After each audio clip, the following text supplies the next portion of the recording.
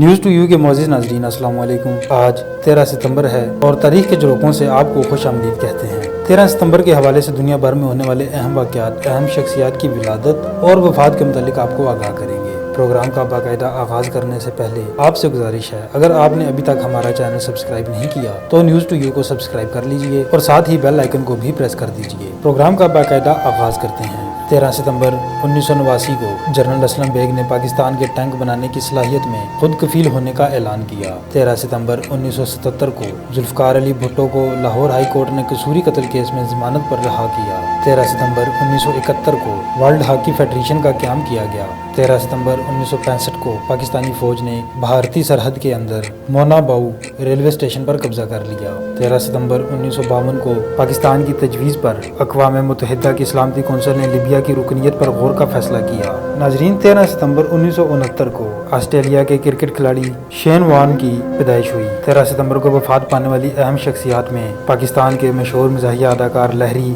ممتاز قانون دان AK بروہی اور نامور ترقی پسند ادیب سجاد ظہیر شامل ہیں۔ ناظرین، 13 ستمبر 1973 کو سجاد ظہیر کی وفات ہوئی۔ سجاد ظہیر پاکستان کے نامور ترقی پسند ادیب اور دانشور تھے۔ 13 ستمبر 1987 کو پاکستان کے ممتاز قانون دان AK بروہی کا انتقال ہوا۔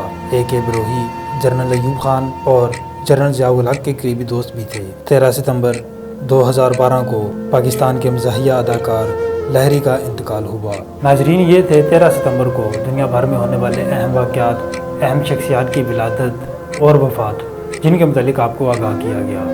مزید اس طرح کی ویڈیوز کے لیے دیکھتے رہیے نیوز ٹو یو اور وزٹ کیجیے ہماری ویب سائٹ news2u.com.pk۔ اجازت دیجیے، اللہ حافظ۔